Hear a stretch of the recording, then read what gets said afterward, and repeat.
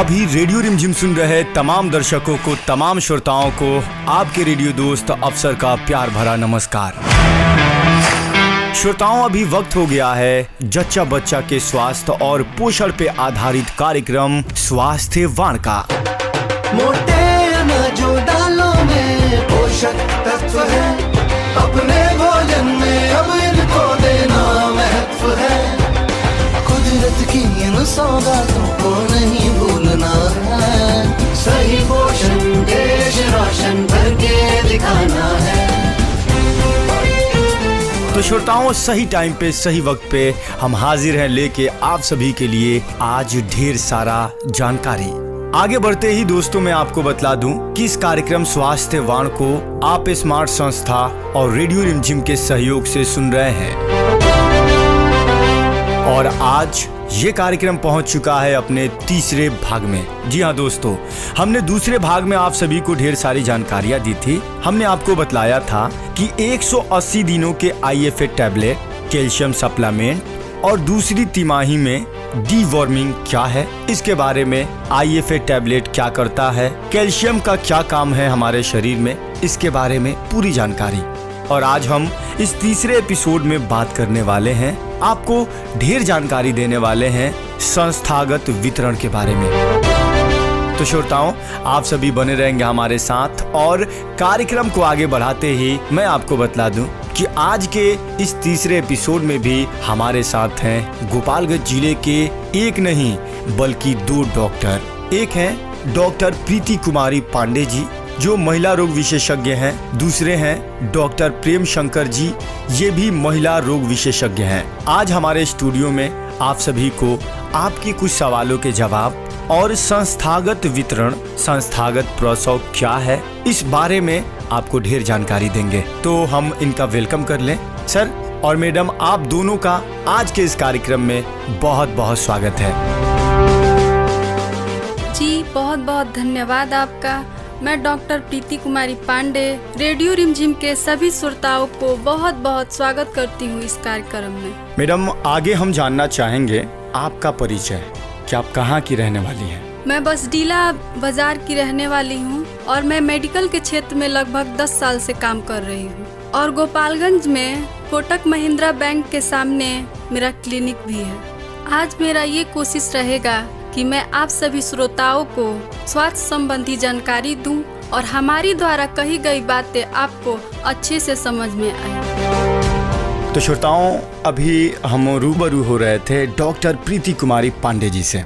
अब हम आगे बढ़ेंगे और आगे बढ़ते ही डॉक्टर प्रेम शंकर जी से आप सभी को मिलवाते हैं। तो सर, आपका बहुत बहुत स्वागत है आज के इस कार्यक्रम में। आप अपना परिचय देते हुए इस कार्यक्रम को आगे बढ़ाएं। जी बहुत बहुत धन्यवाद आपका। मैं प्रेम शंकर और मैं भी आप ही के ज़िले का रहने वाला हूं। हालांकि कार्य क्षेत्र मेरा गोपालगंज नहीं है, लेकिन उसके बावजूद भी आप लोगों ने मुझे यह अवसर दिया है, इसके लिए रेडियो रिमझिम परिवार को बहुत धन्यवाद। और आप सभी श्रोताओं को मैं प्रयास करूंगा कि हम लोग बेहतरीन जानकारी दे सकें। खास करके ये जो कार्यक्रम है यह गर्भवती माताओं के लिए है और प्रसूति माताओं के लिए उस वक्त के लिए है जब माताएं एक बच्चे को जन्म देती हैं। तो इस समय माताओं का, उनके परिवार के लोगों का क्या रोल होना चाहिए और हमें कैसे गर्भवती माता को प्रसव के पीरियड तक उनका किस तरह से ख्याल रखना चाहिए और कैसे उनका प्रसव करवाना चाहिए, इन सभी बातों पर हम लोग विशेष चर्चा करेंगे और अपने दर्शकों को समझाने का प्रयास करेंगे कि एक सुरक्षित तरीके से एक गर्भवती माता का प्रसव कैसे कराया जा सकता है और होने वाले बच्चे का भी कैसे सुरक्षित तरीके से जन्म करवाया जा सकता है, इस पर हम बात करेंगे। शुरुआत में ही डॉक्टर प्रेम शंकर जी बहुत अच्छी बात कह चुके हैं। फिर से मैं आप लोगों से कहूँगा कि दोस्तों, इस कार्यक्रम को आप लोग अंत तक ज़रूर सुनिएगा, मिस मत कीजिएगा, नहीं तो अच्छी जानकारी आप नहीं ले सकते। ऐसा है सर कि हमारे यहाँ अधिकतर ये देखा जाता है कि डिलीवरी के दौरान या तो माँ की मौत हो जाती है या फिर उस नवजात शिशु की जो अभी दुनिया में अपनी आँख खोलने वाला होता है, उस नन्ही जान की कभी कभी मृत्यु भी हो जाती है। तो ये क्यों होता है? हम सभी जनमानस को क्या करना चाहिए जिससे कि माँ और बच्चे की जान को बचाई जा सके, उनकी मृत्यु ना हो? मैडम आप बताएं सबसे पहले। गर्भवती महिला जो है उनको सबसे पहले एक अच्छे और अनुभवी डॉक्टर के पास अपना प्रसव कराने जाना चाहिए।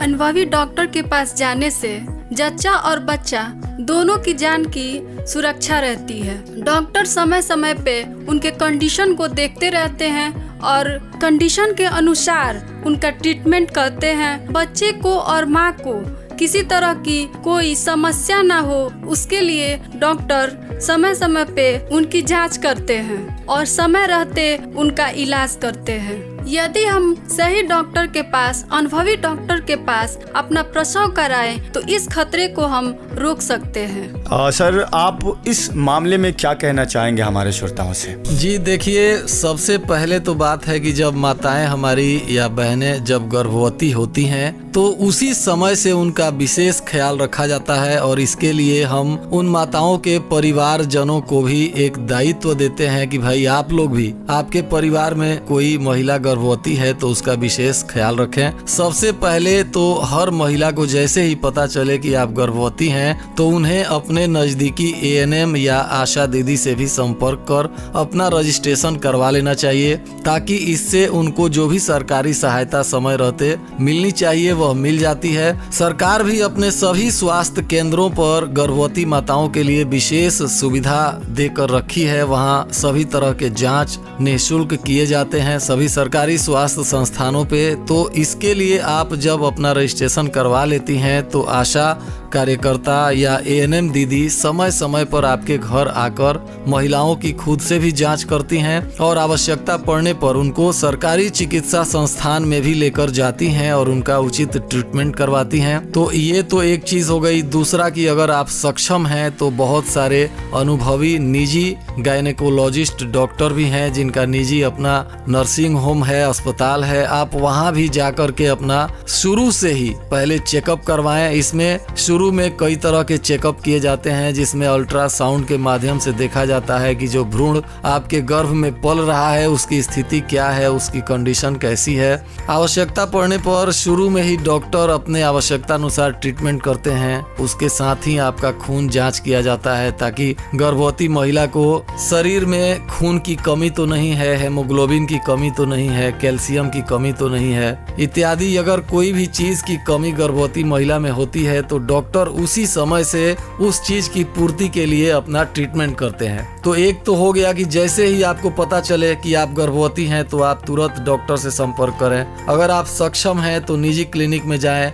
अगर आप उतना एफोर्ड नहीं कर सकते हैं तो आप सरकारी स्वास्थ्य संस्थानों में भी जाकर के आप अपना चेकअप सब निःशुल्क है करा सकते हैं। लेकिन निश्चित ही आप डॉक्टर से परामर्श लें। तो क्या होगा कि आपका शुरू से ही आपके गर्भ में पलने वाला जो भ्रूण है उसकी देखरेख डॉक्टर के द्वारा की जाएगी। इसके अलावे भी जब 3 महीने का बच्चा होता है तो पुनः जांच किया जाता है, फिर 6 महीने पे जांच किया जाता है, फिर डिलीवरी से कुछ दिन पहले पुनः एक बार अल्ट्रासाउंड और सभी तरह का जांच किया जाता है ताकि महिला जो है गर्भ धारण की है तो उसके अंदर क्या डिलीवरी करवाने के लिए महिला पूरी तरह से तैयार है, क्या किसी तरह की उसके अंदर कोई कमी तो नहीं है, वाटर लेवल की कमी तो नहीं है, महिला के अंदर खून की कमी तो नहीं है। इन सारी चीज़ों को डॉक्टर पुनः चेक करते हैं डिलीवरी से पहले। जब आप ये सारा चेकअप समय समय से डॉक्टर के माध्यम से करवाते रहेंगे तो निश्चित ही आप एक स्वस्थ बच्चे को जन्म देंगी और आप भी पूर्णतः स्वस्थ रहेंगी।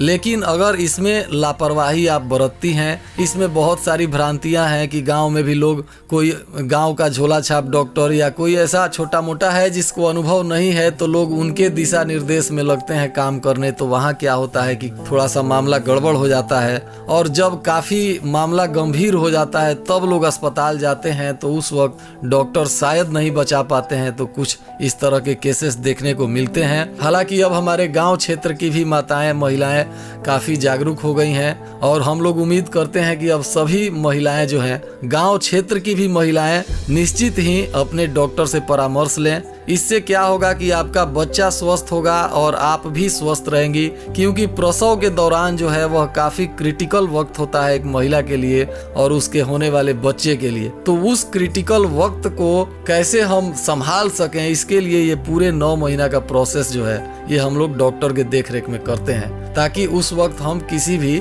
खतरे से बिल्कुल अनभिज्ञ नहीं रहें और हम हर खतरे से निपटने के लिए पहले से तैयार रहें। डॉक्टर साहब, आपने बहुत अच्छी बात कही। अभी आपने कहा कि डॉक्टर की देख रेख में ही हम सभी को प्रसव कराना चाहिए। आपने ये भी कहा कि टाइम टाइम पे जांच की जाती है, जिसमें ब्लड ग्रुप का भी जांच किया जाता है, अल्ट्रासाउंड किया जाता है। तो हमें सबसे अच्छी बात ये लगी। अधिकतर ऐसा होता है ना कि जब भी कोई महिला गर्भ से होती है, जब वो डिलीवरी के लिए उसे अस्पताल ले जाया जाता है, तो उसके शरीर में यदि ब्लड की कमी होती है तो लोग खून ढूंढना, ब्लड ढूंढना शुरू करते हैं। और कभी कभी ऐसा होता है कि ब्लड नहीं मिलता है। तो ये जांच इसलिए की जाती है कि पहले से आपको ब्लड ग्रुप पता चल जाए, और डॉक्टर लोग भी यही सलाह देते हैं कि इस ब्लड ग्रुप के कोई अगर आपके परिवार में लोग हैं तो पहले से तैयारी रखें कि जब जरूरत पड़े तो उनसे ब्लड लिया जा सके। जी, बहुत अच्छी बात आपने कही। हमारे सभी श्रोताओं को समझ आई है ये बात। आगे बढ़ेंगे हम। तो आगे मुझे ये जानना है, आज हमारे समाज में सर आप भी देखते होंगे कि कुछ लोग अपने घरों में ही प्रसव कराते हैं, जबकि उन्हें अस्पताल में प्रसव कराने की सलाह दी जाती है। हमारे सरकार के द्वारा भी यही जोर दिया जा रहा है कि सभी महिलाओं का प्रसव अस्पताल में ही हो, सरकारी अस्पताल में, ताकि उन्हें सरकारी सेवाओं का लाभ मिल सके।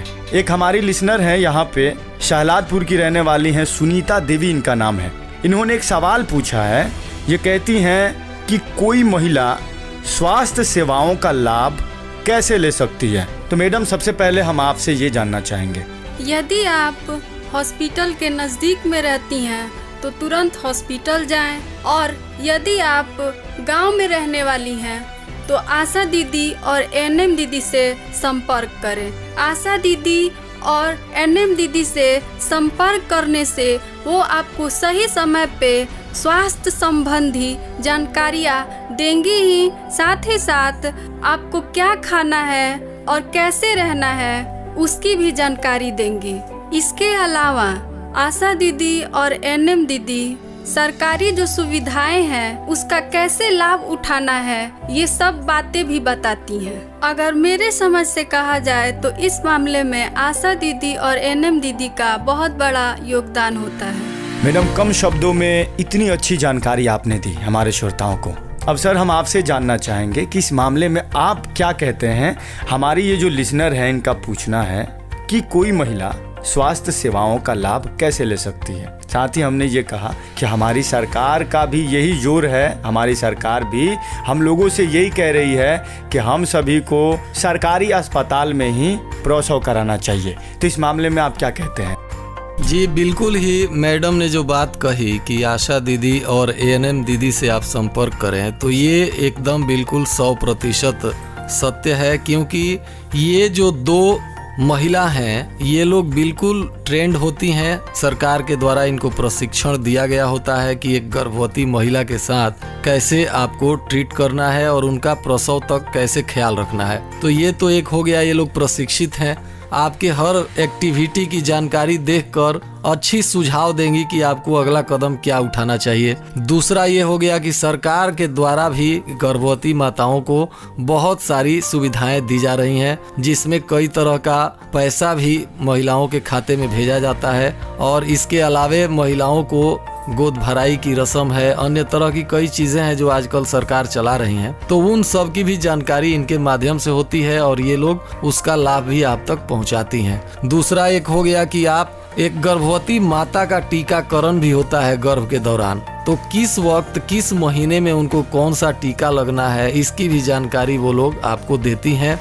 इसके लिए कार्ड भी बना दिया जाता है, पूरा रोस्टर चार्ट उसमें रहता है कि आप उस चार्ट के आधार पर आपका टीकाकरण भी टाइम टू टाइम होता रहे। और इसके साथ ही उसी कार्ड के आधार पर आपका जो होने वाला बच्चा होता है उसका भी टीकाकरण आपका होता है। तो उसमें भी इनका रोल जो है अहम होता है। तो एक तरह से आप कहिए कि गर्भवती माताओं के लिए जो है एएनएम दीदी और आशा दीदी, इनका एक बहुत बड़ा माने एक माता के तरह या एक गार्जियन के तरह या एक पेरेंट्स के तरह इनका रोल होता है। तो इनके संपर्क में तो निश्चित ही आपको रहना चाहिए। और आप इनके संपर्क में रहेंगी तो सारी सरकारी सुविधाओं का लाभ भी आपको मिलेगा, प्लस आपके स्वास्थ्य में कैसे क्या बदलाव हो रहा है, उसमें क्या चेंजिंग होना चाहिए और आपको कौन सा तरीका पुनः अपनाना चाहिए, वो सारी जानकारी आपको इनके माध्यम से मिल जाएगी। आपने बड़े ही विस्तार पूर्वक, बड़े ही अच्छे ढंग से हमारे श्रोताओं को इस बारे में बताया। उम्मीद है कि हमारी ये जो महिला लिसनर है, इनके सवालों का जवाब इनको मिल गया होगा। यहाँ पे हम आगे बढ़ेंगे तो एक और सवाल आया हुआ है। हमारे एक लिसनर हैं नादिया परवीन जी। ये कहती हैं, मीरगंज की रहने वाली हैं। इनका कहना है कि कुपोषण क्या है, इसके लक्षण क्या होते हैं, यदि किसी में लक्षण दिखता है तो वो कैसे कुपोषण को दूर कर सकते हैं। तो इनके सवाल पे मैडम हम आपसे पहले जानना चाहेंगे कि कुपोषण का लक्षण क्या होता है, यदि किसी को लक्षण दिखता है तो कैसे उसे रहना चाहिए जिससे कि वो कुपोषित ना हो। कुपोषण हमारे समाज का बहुत बड़ा समस्या है। कुपोषण के वजह से हमारे देश में हर 5 बच्चे में से 3 बच्चे की मौत हो जाती है। पर्याप्त संतुलित आहार न मिलने की वजह से ही कुपोषण होता है। पर्याप्त और प्रचुर मात्रा में संतुलित आहार लेने से कुपोषण से बचा जा सकता है। कुपोषण के लक्षण: हाथ पैर सूख जाना, पेट निकल जाना, बच्चे की शारीरिक, मानसिक और बौद्धिक विकास की कमी हो जाती है, मांसपेशियों का ढीला हो जाना, मांसपेशियों का सिकुड़ जाना, स्किन का जो कलर है वो पीला हो जाता है, झुर्रियां पड़ जाती हैं। ये सब कुपोषण के लक्षण हैं। इसके अलावा मैं ये कहूँगा कि आजकल जो कुपोषण शब्द है, यह एक बहुत बड़ी चुनौती बन के हमारे सामने आ रहा है। और इसका सबसे बड़ा जो कारण है वो है कि हम गर्भवती माता को ही सही समय पर उचित डाइट यानी कि भोजन हम नहीं दे पाते हैं। जो गर्भवती माता को जो खाने पीने की चीज़ें हैं जिसमें फल फ्रूट इत्यादि होना चाहिए, दूध इत्यादि होना चाहिए, वो सब हम नहीं दे पाते हैं, जिसके वजह से गर्भ में ही बच्चा कुपोषण का शिकार हो जाता है। और बहुत से बच्चे जन्म के बाद भी कुपोषण के शिकार हो जाते हैं। तो ये खास करके कुपोषण जो है यह बच्चों में सबसे ज़्यादा देखने को मिलता है। और इसका सबसे बड़ा कारण यही है कि हमारा जो है भोजन सही नहीं है, हमारे खान पान जो है बदल गए हैं। आज हम लोग देखते हैं कि हम लोगों के पास पैसा होता है तो हम लोग घर पे बच्चों को फल फ्रूट नहीं लेके जाते हैं, बल्कि पिज्जा बर्गर इत्यादि जैसे फास्ट फूड और ये सब सामान हम बच्चों को अपने प्रेम वश ले जा करके खिला देते हैं। तो यह जो है सही पोषण बच्चों को नहीं दे पाता है। इसके वजह से भी बच्चे कुपोषित हो जाते हैं। बहुत सारे गार्जियन हैं जिनके पास पैसा है, लेकिन क्या हम बच्चे को खिला क्या रहे हैं, ये सबसे ज़्यादा जरूरी है। एक तो हो गया कि हमारा बच्चा दुबला पतला हो गया, स्किन ये हो गया, ये भी कुपोषण है। एक कुपोषण हो गया कि आप बर्गर और पिज़्ज़ा खिला करके और बच्चे को पूरा फैटी बना दिए, मोटा हो गया, वो भी एक कुपोषण का ही लक्षण है। अब इसमें कुछ जगहों पे देखने को मिलता है कि बच्चा जो है, मान लीजिए कि 5 साल का है तो उसका वजन कितना होना चाहिए, तो अपने उम्र के अपेक्षा बच्चे का वजन 4 गुना 3 गुना ज़्यादा हो जाता है, काफ़ी बच्चा फैटी हो जाता है। तो ये भी कुपोषण का ही लक्षण है। उस बच्चे का भी मानसिक बौद्धिक विकास जो है जो जैसा होना चाहिए नहीं हो पाता है। तो ये हमको देखने को मिलता है कि जिनके पास काफ़ी पैसा है वो अपने बच्चे को सारा फास्ट फूड और पैकेट वाले जो फूड हैं वो सब ला करके खिलाते हैं, जिसके वजह से बच्चा वो भी कुपोषण का शिकार हो जाता है। तो हम पर्याप्त मात्रा में और संतुलित आहार जो है, ये आहार खास मायने रखता है कुपोषण से बचाने के लिए। इसमें जो है सलाद होना चाहिए, फल फ्रूट होना चाहिए और ड्राई फ्रूट्स वगैरह होना चाहिए।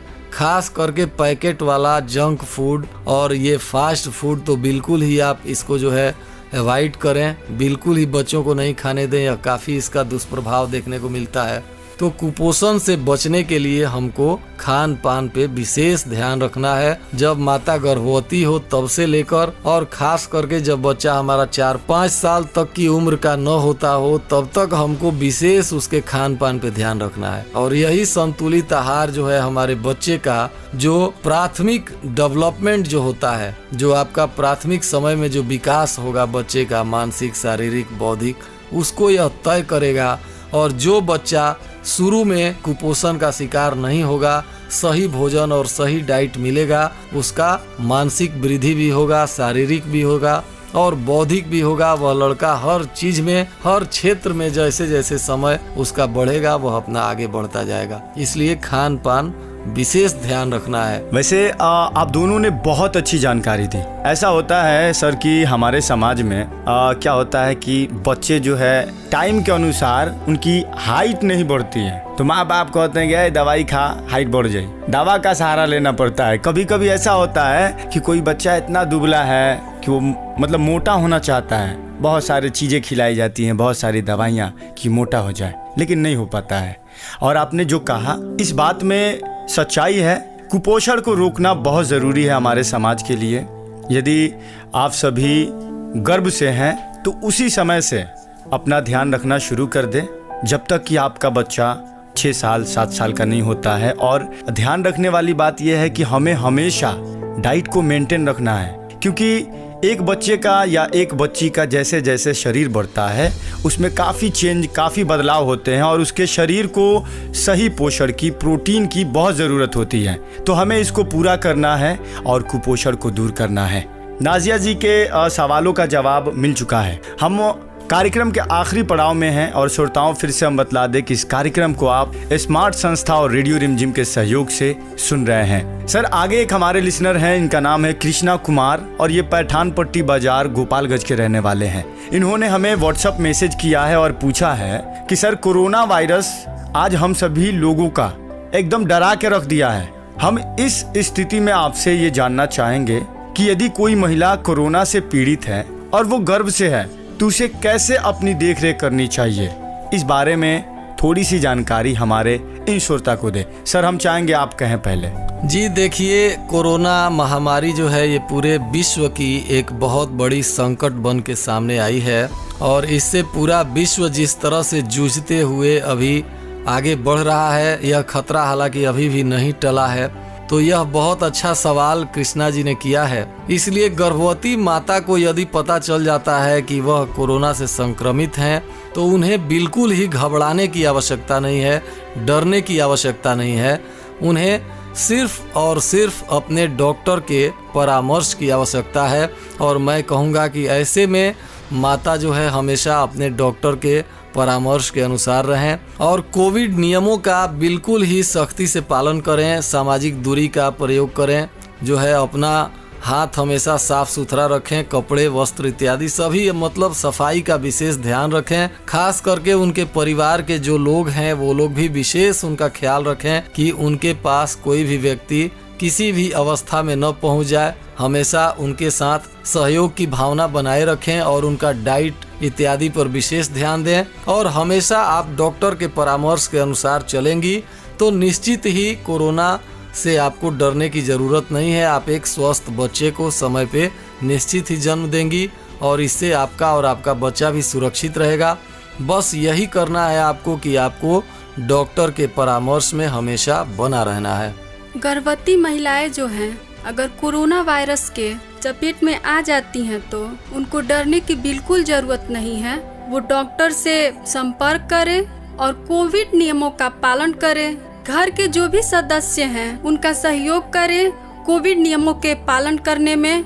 जो संक्रमित महिला हैं उनका विशेष ख्याल रखें और घर के बाकी सदस्यों से दूरी बना के रहें। समय समय पे हाथों को सैनिटाइज करते रहें, मास्क लगा के रखें। बिल्कुल घबराए नहीं, ये रोग ठीक हो सकता है, पहले तो नहीं लेकिन अब WHO के अनुसार गर्भवती महिलाओं को भी वैक्सीन का टीका लगाया जा रहा है। टाइम पे अपना टीका लें और बिल्कुल चिंता मुक्त रहें, खूब खाएं और अपने रोग प्रतिरोधक क्षमता को बढ़ाएं और खुश रहें। बहुत अच्छी जानकारी आप दोनों ने दी हमारे श्रोताओं को। आज के इस स्वास्थ्य वाण में हमें लगता है कि हमारे सभी श्रोताओं के मन में जो सवाल था उनके जवाब मिल चुके हैं। साथ ही साथ संस्थागत वितरण क्या है इस बारे में हमने आज अपने श्रोताओं को विस्तार से बताया। तो आप दोनों को रेडियो रिमझिम टीम के तरफ से बहुत बहुत धन्यवाद कि आपने अपना कीमती वक्त हमारे श्रोताओं के हित में रेडियो रिमझिम को दिया। बहुत बहुत धन्यवाद आप सभी श्रोताओं को जो आप हमारी बात इतने ध्यान पूर्वक सुनी। और रेडियो रिमझिम परिवार को भी हम लोग बहुत बहुत धन्यवाद देते हैं कि आप लोगों ने यह अवसर दिया हम लोगों को कि हमने अपनी बातों से लोगों को कुछ स्वास्थ्य लाभ पहुंचाने का प्रयास किया। जी, फिर से आपको हमारे श्रोताओं के तरफ से भी बहुत बहुत धन्यवाद और हम आशा करते हैं कि आगे भी आप सभी श्रोताओं को टाइम टाइम पे इसी कार्यक्रम में डॉक्टर प्रीति कुमारी पांडे जी और doctor Prem Shankar ji time time पे आते रहेंगे और आपको सही जानकारी देते रहेंगे। स्वस्थ देश स्वच्छ देश अपना बनाना है, सही पोषण देश रोशन करके दिखाना है, सारी बाधाओं के पार आना है, अब तो इस रास्ते पे हमको बढ़ते जाना है। श्रोताओं, आज के स्वास्थ्य वार कार्यक्रम कैसा लगा आपको? इस बारे में अपना फीडबैक हम तक जरूर पहुंचाएंगे हमारे व्हाट्सएप नंबर 98 527 पर। मेल भी कर सकते हैं हमें radiorimjim@gmail.com, ये हमारा मेल आईडी है। खत भी लिख के अपने सवालों को पूछ सकते हैं या फिर ये कार्यक्रम कैसा लगा इस बारे में बता सकते हैं। हमारा खत का पता है रेडियो रिमझिम बंजारी मोड़ गोपालगंज, पिन कोड 841428। आज के इस कार्यक्रम में हमने जाना कि प्रसव का अर्थ क्या है। आज नवजात शिशुओं की या कई माताओं की प्रसव के वक्त मृत्यु हो जाती है, इसका कारण क्या है, इससे हम कैसे बचे, इस बारे में भी हमने जाना। साथ ही साथ प्रशिक्षित डॉक्टरों और नर्सों की चिकित्सकीय देखरेख में नवजात शिशु के साथ साथ मां की डिलीवरी करानी चाहिए, ये सुरक्षित है, ये भी हमने जाना। दोस्तों, इसके अलावा संस्थागत प्रसव से मातृ मृत्यु और मृत्यु जन्म की संभावना कम हो जाती है, इस बारे में भी इन्होंने आपको पूरी जानकारी दी। साथ ही साथ गर्भवती महिला का पंजीकरण कैसे होता है, आशा ANM दीदियों का इसमें कितना बड़ा रोल होता है, क्या भूमिका होती है, इस बारे में भी हमने जाना। इसके अलावा सरकारी स्वास्थ्य सेवाओं का लाभ उठाने के तरीके को भी बताया गया और कुछ हमारे लिसनरों के द्वारा सवाल थे। आप सबके सवालों पे इन्होंने अपना जवाब दिया, अपनी प्रतिक्रिया दी। हमें उम्मीद है कि आपको आज का कार्यक्रम बहुत अच्छा लगा होगा। तो दोस्तों, इस कार्यक्रम से जो भी सही जानकारी आपको मिली, इसका आप लोग पूरा लाभ उठाएंगे, अपने निजी जीवन में उसे उतारेंगे और कुपोषण को दूर भगाएंगे। साथ ही ये जो मातृ मृत्यु हो रही है नवजात शिशुओं की, माताओं की, कुपोषण के शिकार हो जाते हैं कुछ बच्चे, इन सब से कैसे बचना है, इस बारे में भी आप लोगों को जानकारी है। तो आप इसे अपने अमल में लाएं और सुनते सुनाते रहें रेडियो रिमझिम। दे हमें जाने की इजाजत।